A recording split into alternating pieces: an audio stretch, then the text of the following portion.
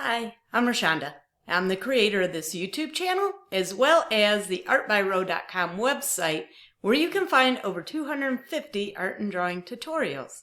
In today's video, I'm going to be showing you how to make it a super easy penguin. He's kind of crazy looking, but it makes it a lot of fun. So I hope you'll join me for that, and hopefully you'll feel inspired to draw along. So let's go ahead and go on over to the art studio and get started with this tutorial. All right, here we go. We're going to make an easy penguin. Little goofy looking, have some fun. It's always important to have fun when you're doing your drawings, I always say. So let's start out with some basic shapes. We'll do a couple circles, a bigger circle for the body, a little bit smaller for the head. We can draw a line of symmetry just to help us out a little bit, keep things even. And then we can start putting in some details. So the feet are going to go down here, and this isn't going to be a realistic penguin. This is going to be just a fun little cartoon, kind of silly looking. I think that's fun to draw.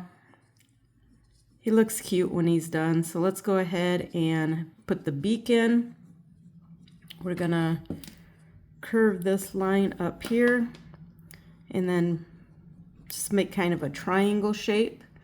And then for the eyes, I usually draw the eyes pretty big on my cartoons. I like nice big eyes. So you can change this up and do it a little bit different. You could change the type of eyes. You could change the way you do the beak. There's a lot of different ways that you can do these drawings to make them a little bit different, make it something that's your own, put your own little spin on it.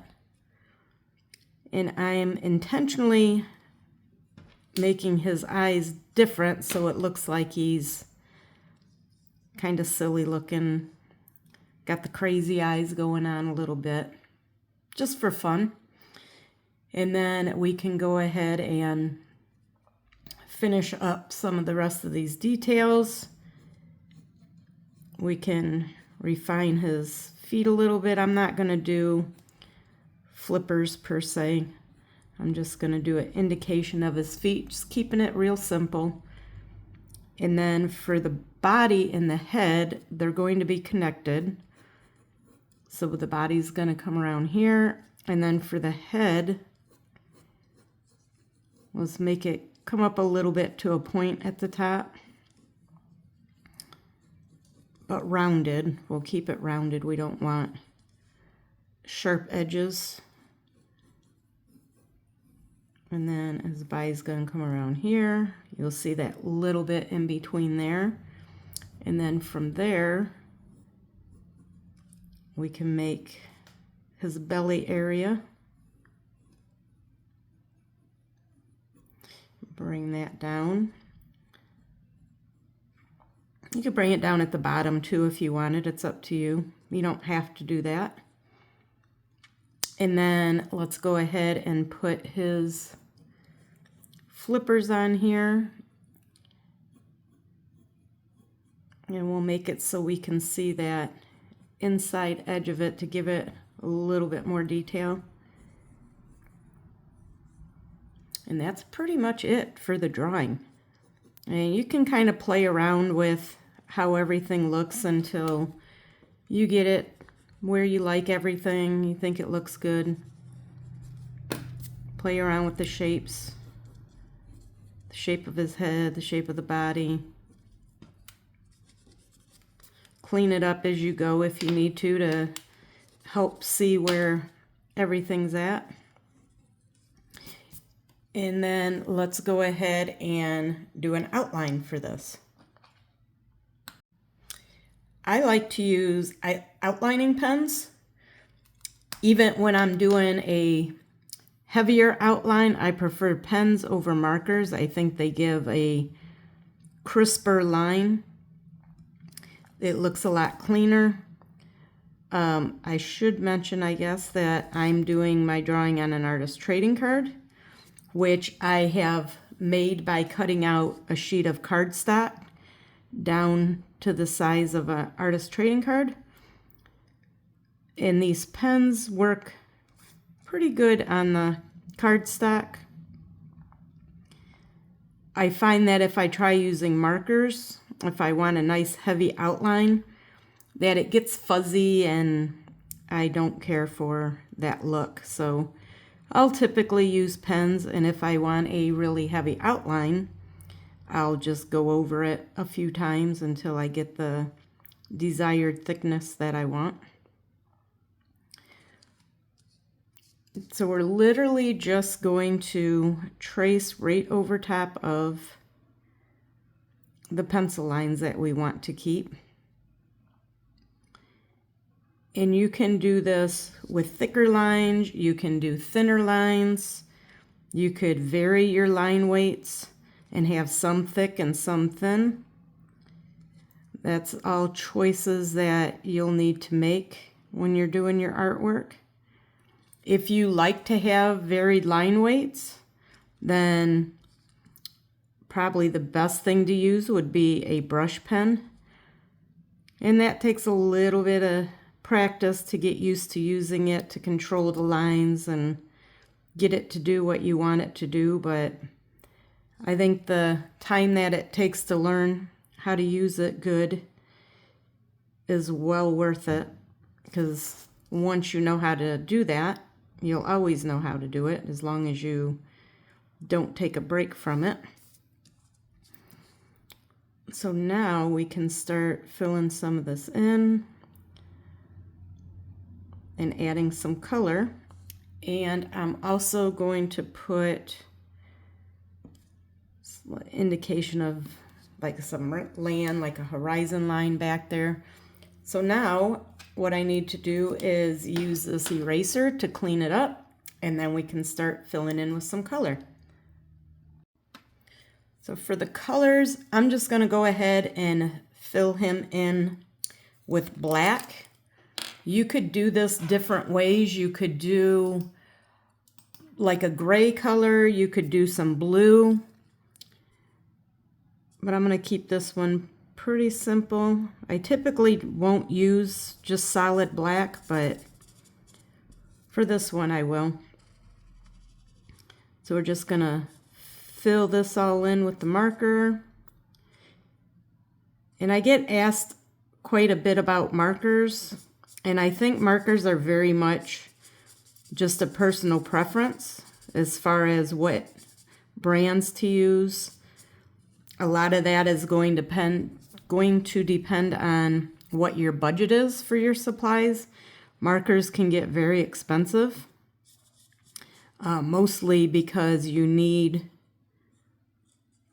to have quite a few of them. So if you're working with green or blue or whatever color you might be working with, you need to have several different shades of that marker to blend and get the colors right and get the right look you want. And that can add up very quickly. And even with a fairly large selection, you're going to find that you don't always have the perfect colors. And of course, if you were good at color theory and could mix those colors, then you wouldn't need as many, but that does take a little bit of practice. That's a more advanced skill set that goes above and beyond just choosing what colors look good together. But you can use whatever brand you like, whatever you have available to you, whatever your budget allows. I would suggest staying away from the cheapy craft store brand markers, the off-brand. Those ones tend to not be the best choice. And another thing about the markers is you can see this one's starting to run out, But if you flip it over and use the other side, a lot of times you can get quite a bit more use out of it.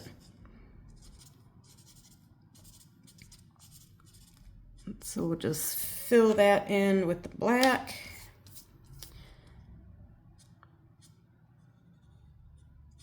And then we'll use yellow and an orange for his beak and his feet.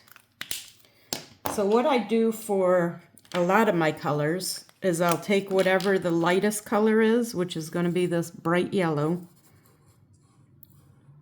and I'll fill this whole section in with that color. And then I'll take my other color, which is going to be this orange that will be slightly darker. And I'll put the orange where I want it. And then I will take the lighter color again and blend in where those colors come together. And then I'll do the same thing for his feet.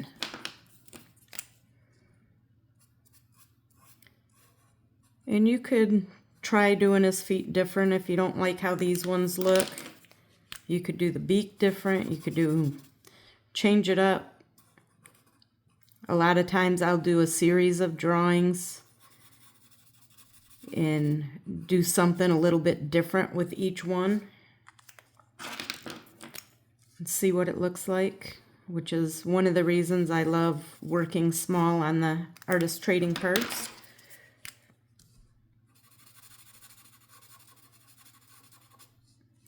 So now what I need to do is add the background. So I'm going to go ahead and do that off camera real quick, and then I'll be back when I have that finished. So I have everything colored in. So now we're just going to do some of the final touches. So for the body over here, I'm just going to use a gray color pencil and add some gray over here.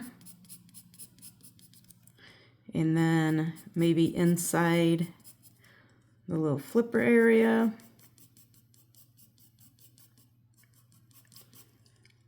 So we don't have just plain old white in here.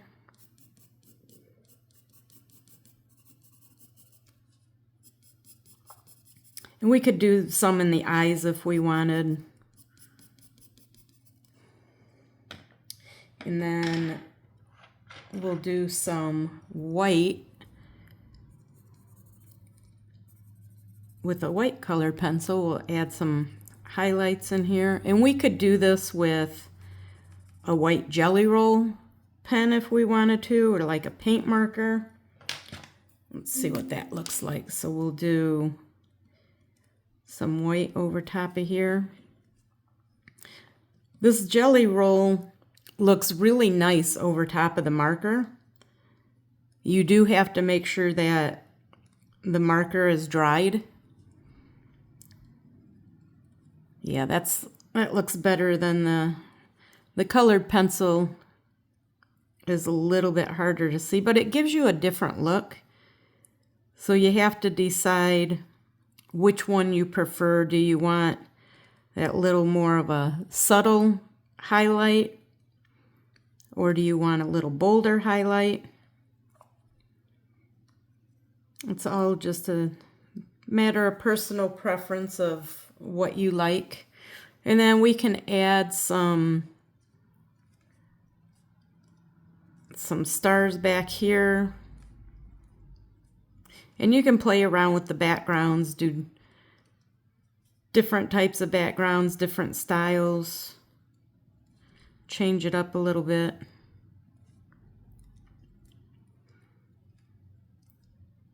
Just put a few in here. And then this is pretty much done. So that's it for this video.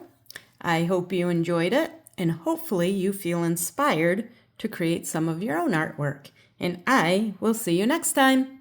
Happy creating! That's it for today's video. I hope you enjoyed it and hopefully you feel inspired to create some of your own artwork. If you did enjoy the video, please give us a like, and you can also subscribe if you want to get notified of future videos. Before you leave, check out the description box. There's some goodies in there for you, including a link to our Facebook group, as well as a freebie offer. And I will see you in the next video. Bye!